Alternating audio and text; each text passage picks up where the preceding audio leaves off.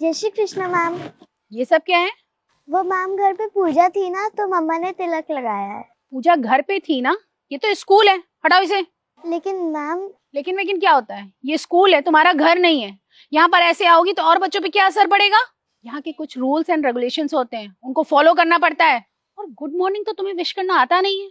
मेरे स्कूल में आकर के कुछ भी बोलोगी, ऐसे नहीं चलेगा। यहाँ पर सिर्फ गुड मॉर्निंग करके ही विश किया जाता है।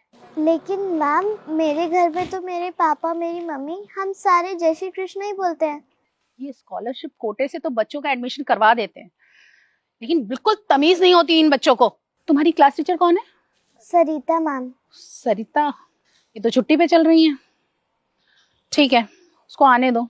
जितने भी ये स्कॉलरशिप वाले बच्चे हैं ना, इनकी एक लिस्ट बनवा करके फिर देखती हूँ इन बच्चों को। इस तरह से तो सरकारी स्कूल और मेरे स्कूल में कोई फर्क ही नहीं रह जाएगा। मैम आप इतने बड़े स्कूल की प्रिंसिपल होके ऐसा क्यों बोल रही हैं? दूसरे बच्चों पे क्या असर पड़ेगा? बदतमीज! कितनी बदतमीज लड़की हो तुम। तुम्हारे माँ बाप ने कुछ भी नहीं सिखाया क्या तुम्हें? मुझे तो लगता है इसके माँ बाप भी ना जाहिल और गंवार हैं बिल्कुल। मैम आप मेरे पेरेंट्स के बारे में ऐसा क्यों बोल रही हैं? वो बहुत अच्छे हैं। हाँ हाँ, वो तो दिख ही रहा है कितने अच्छे होंगे तुम्हारे पेरेंट्स। ये तमीज सिखाई है तुमको? जैसे एक मछली पूरे तालाब को गंदा करती है ना, वैसे तुम हमारे स्कूल के बच्चों को बर्बाद कर दोगी। मैम बेल बज गई, मेरी क्लास का टाइम हो रहा है। तुमसे किसने कहा है क्लास में जाने के लिए? अगर क्लास में जाना है ना तो पहले इसे हटाना पड़ेगा। मैम मैं ये नहीं हटाऊंगी। बदतमीज! चलो ऑफिस में, मुझे अब तुम्हारे पेरेंट्स से ही बात करनी पड़ेगी। फिर मुझे जरा बताना कि मेरी बातों का और बच्चों पे क्या असर पड़ता है, और देखती हूँ तुम ये कैसे नहीं हटाती हो। चलो तुम ऑफिस में चलो।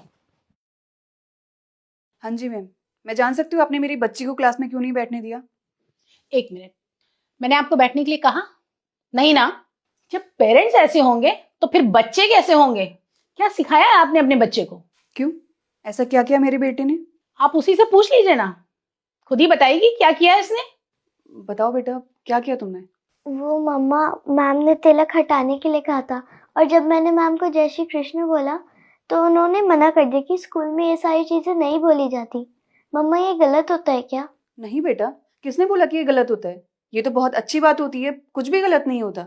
हाँ हाँ, कुछ गलत नहीं होता है, लेकिन ये सब काम घर पे किए जाते हैं, स्कूल में नहीं किया जाता है। ऐसा नहीं जो आपकी मर्जी होगी वो आप स्कूल में करने लगेंगे। ये मेरा स्कूल है, यहाँ पर सिर्फ और सिर्फ मेरी मर्जी ही चलेगी। आप जैसे पेरेंट्स अपने बच्चों का स्कॉलरशिप के जरिए इतने हाई फाई स्कूल में एडमिशन तो करा देते हैं, लेकिन यहाँ के स्टैंडर्ड को मैच नहीं कर पाते हैं। मुझे लगता है आप इस स्कूल में नहीं है। मैं चाहे नई हूं या पुरानी, लेकिन आप तो वही अनपढ़ गांव के किसान है ना। अगर मेरे स्कूल में अपनी इस बच्ची को पढ़ाना है ना, तो मेरे हिसाब से ही चलना पड़ेगा आपको। अगर आपके हिसाब से ना चला जाए तो आप अपने बच्चे का टीसी लीजिए और जाकर किसी सरकारी स्कूल में एडमिशन करवा दीजिए इसका। वैसे भी आपकी बच्ची हमारे स्कूल को सूट नहीं करती है। आनंद मंडल जी का नाम सुना है आपने? हाँ, वो इस स्कूल के ट्रस्टी हैं। ये उन्हीं की बेटी है और मैं उनकी वाइफ हूँ। क्या? आई एम सॉरी मैम, वो आप इस स्कूल की प्रिंसिपल हैं।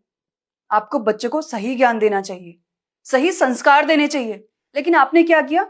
आपको पता है स्कूल को मंदिर क्यों कहा जाता है? क्योंकि बच्चा स्कूल से अच्छी चीजें सीखता है।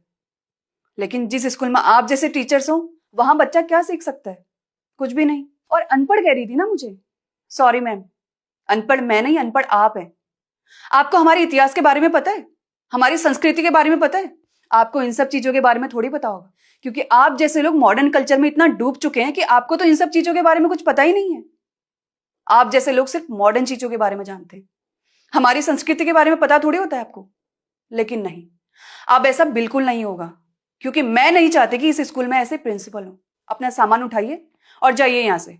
मैम आप मेरी बात तो सुनिए, थोड़ी सी मिसअंडरस्टैंडिंग हो गई थी, आगे से ऐसा कुछ नहीं होगा मैम। ये झूठा दिखावा करने की जरूरत नहीं है मेरे सामने, क्योंकि मुझे पता है आप कौन है और क्या करती हैं। और आपने मेरे साथ जो इतने टाइम से बिहेव किया ना, मुझे सब पता चल गया। और मैं आपको माफ कर भी सकती थी, लेकिन आपने जो हमारी संस्कृति की बेइज्जती करी है, उसके लिए मैं आपको कभी माफ नहीं कर सकती। और ना ही हमें ऐसे प्रिंसिपल की जरूरत है।